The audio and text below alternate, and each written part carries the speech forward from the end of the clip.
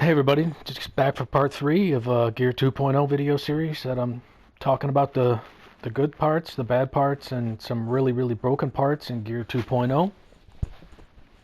Uh, just to recap what we talked about previously, honestly, I think Gear 2.0 is a bit of a mixed bag. I would say it's a little bit underwhelming. There are definitely parts that are absolutely wonderful. I love that now we have exotics in all 6 of our slots here. I love the new weapon system with 3 attributes. I think that's much better than the previous system of 3 talents, even though we did give up a holstered talent. Uh, Another thing that's great are the unique individual pieces, such as the Fox's Prayer gloves and the Night Watcher mask, Forge holster, things that give you attributes that only exist on that particular piece. I think is a really cool part of this. Things that are wrong with Gear 2.0 is that it forces you to stack monochromatically, meaning all one color. You can only, if you got reds on your pieces, you should only be stacking reds. If you've got blues on your pieces, you should only be stacking blues. If you've got a skill build, you should be stacking yellows, because there's absolutely no value in having any other color whatsoever. But we've already talked about that in the other video. You can go back to parts 1 and 2 if you want to hear about that. What I want to talk today about is a little bit about the gear sets. Gear sets have a serious problem right now. They really do. And we'll start with something simple like hardwired. Hardwired is one of the rare exceptions in that it's actually a functional gear set. It actually works. The feedback loop will give you your skills back. It functions properly. It works great with the BTSU gloves. You can get your seekers back instantly. Yeah, no problem here. No problem with hardwired. One of the things that's actually interesting about it now is that when you craft a hardwired mask, it's as good as any other mask, because you get 1 skill tier and 1 attribute, and that is all you get. You get the same old yellow slot. So now there's basically no difference when you craft these. The only ones that you might not get the one that you want is the chest or the backpack. These 4, the gloves, the knees, the holster, and the mask, one is the same as the other. And that applies to all the gear sets, because they all only have 1 attribute. And that is problematic for gear sets. And I'm going to talk a little bit about why. Let's go take a look at some of them in the stash real quick. No, not reset skill cooldowns. Thank you. Okay, so we've got several gear sets in the game. Hardwired, True Patriot, System Corruption, and then the 3 or Ongoing Directive, and then the 3 raid sets: the Negotiator's Dilemma, the Aces and Eights, and the Tip of the Spear. Now all of these have had their talents changed, some for the better, some for the worst. Some of them do interesting things now, some of them kind of do the same old thing that they always did. Ongoing Directive always gave you special ammo, it still does. Here's the problem with these gear sets.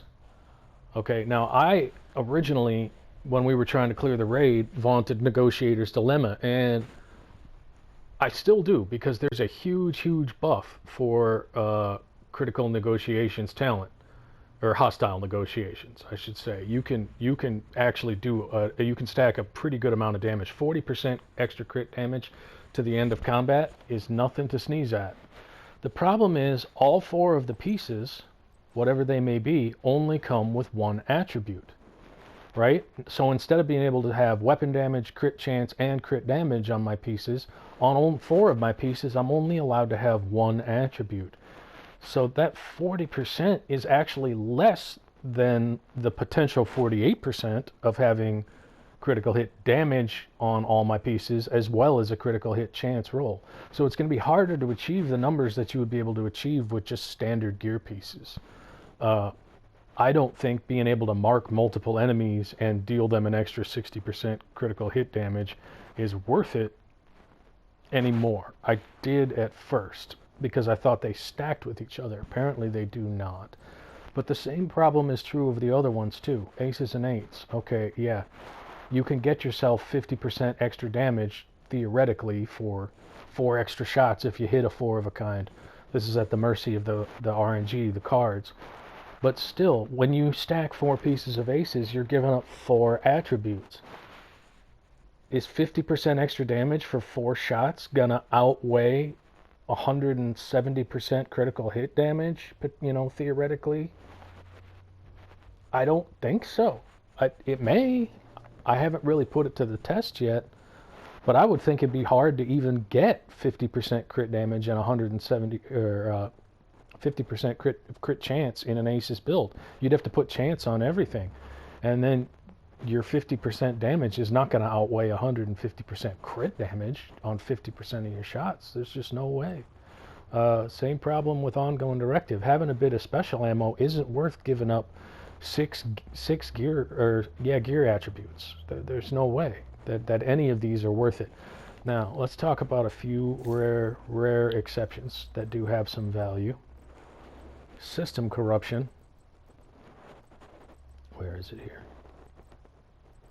Well, it's got to be here somewhere. DZ PvP. System corruption does have some value in that with system corruption, you no longer have armor kits. You have bonus armor that you can apply infinitely.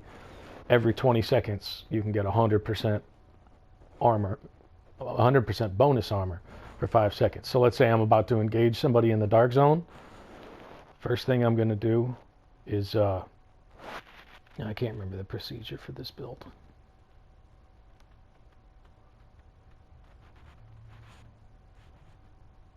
Yeah, the first thing you would do is go rogue, then you would slap this on, and then you could theoretically tear somebody up because I'm going to have 2 million armor for the next 5 seconds. And since I'm combining it with glass cannon and extra damage to armor, hopefully I can down that other player within 5 seconds. Now if the fight goes on too long, could be a bit of a problem for me, especially with perfect glass cannon.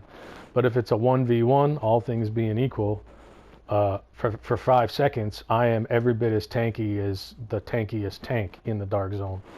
And if I engage at range with my rifle, their 4-piece True Patriot with Pestilence won't be able to touch me, especially not with 2 million armor. So I did find some value in this. Like I said, there are situations in the dark zone where this build can be absolutely smoked, but that's true of any build.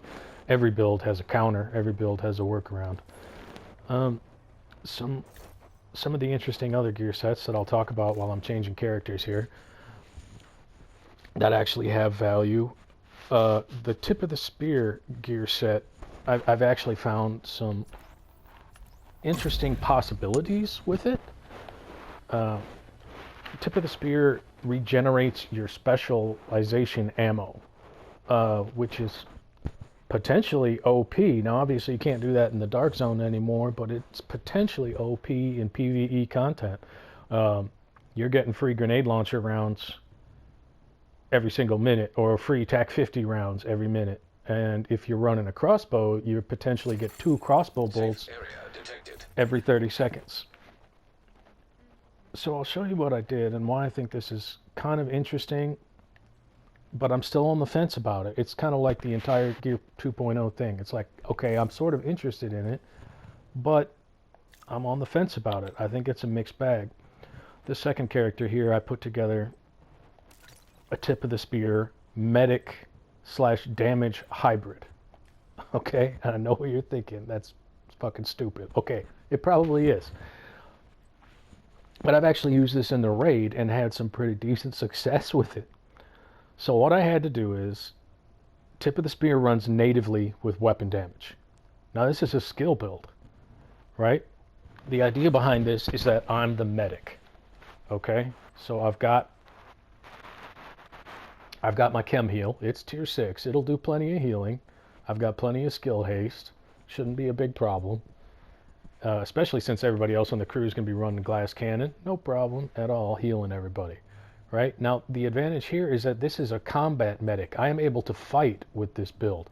I've got the Stinger Hive, which I can break down to overcharge and get these back if I have to, and give my whole crew their skills back if they need them. On top of that, I also have a 3 million damage crossbow, and I'm getting 2 bolts every 60 seconds with this crossbow. So I am potentially a combat able participant. I'm not just a guy who stands there healing people.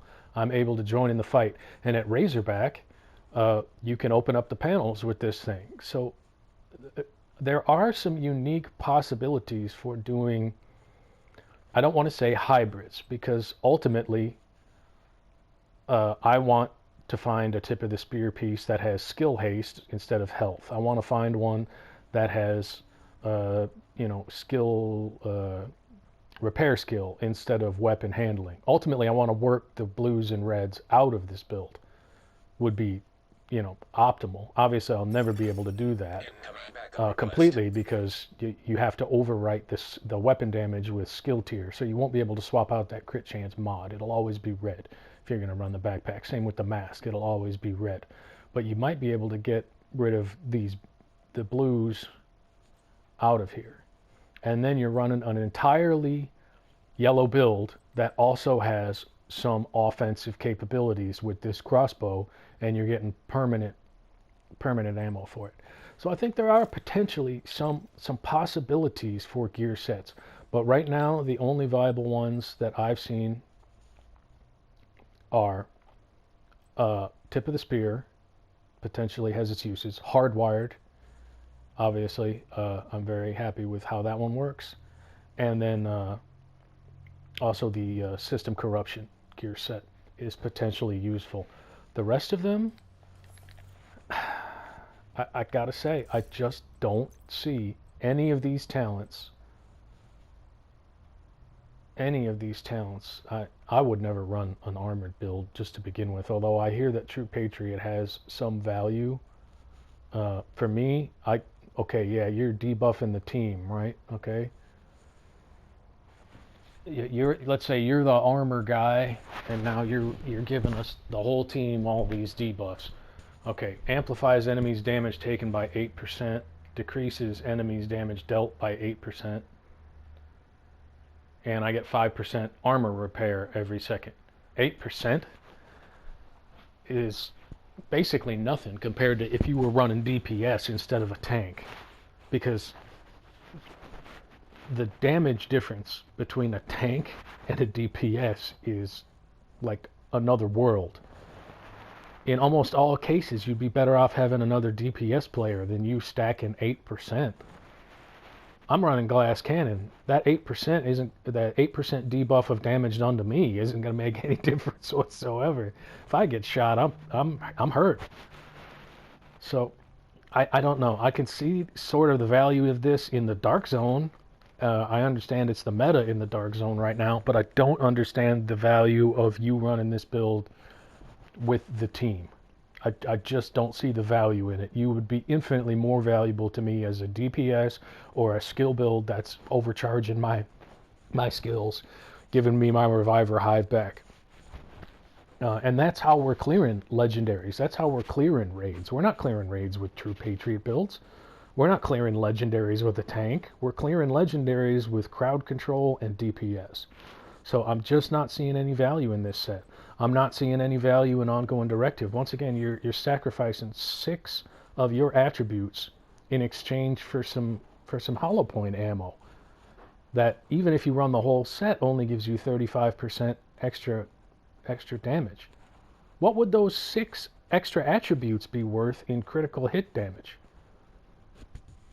A whole lot more than 35%. We're talking about 150% per shot, and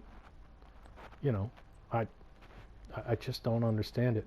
The Strikers gear set, once again, okay, you can stack up 50%. You can stack weapon damage with this. I have tested it, and I have been unable to get it to out damage a just straight up DPS build with crit hit and crit hit damage, because you're giving up that extra attribute slot. I've already talked about aces and eights. What's the other raid set? Negotiator's Dilemma, we've talked about that. So, I don't know. Gear sets, just like everything else, I think, are a mixed bag. There's good and there's bad. I find most of them to be useless. If you guys have some creative uses for some of them, maybe you could tell me if I'm looking at them wrong, if I'm not seeing their full potential. Uh, Maybe there's something that I'm unaware of. So let me know what you guys think. How did you stack gear sets? Are you running 2 pieces here, 2 pieces there? Some of those have some interesting possibilities. Ammo capacity with True Patriot for 2 pieces. 30%, that's a lot of extra ammo. 30% for 3 pieces of magazine size. That's a lot of buff right there. I could see potential value in 3 pieces True Patriot. I'm not seeing potential value in 4-piece gear sets. I'm just not seeing it, with the exceptions that I noted of Hardwired, System Corruption, and Tip of the Spear. And I'm not even wholly sold on Tip of the Spear. Tip of the Spear needs help. That's why I turned it into a skill build rather than a weapon damage build. Because 40% weapon damage is never going to be stronger than 6 additional attributes throughout my gear set. Not to mention the brand bonuses I get. That I can't get when I'm running the gear set. So let me know what you think. Leave a comment down below, and I'm going to keep this video series going as long as I can think of things to talk about in Gear 2.0. Hit me up on Facebook, Zachary Finnefrock. Hit me up on YouTube, zjayfi, and on PlayStation Network, zjayfi. Catch you guys later.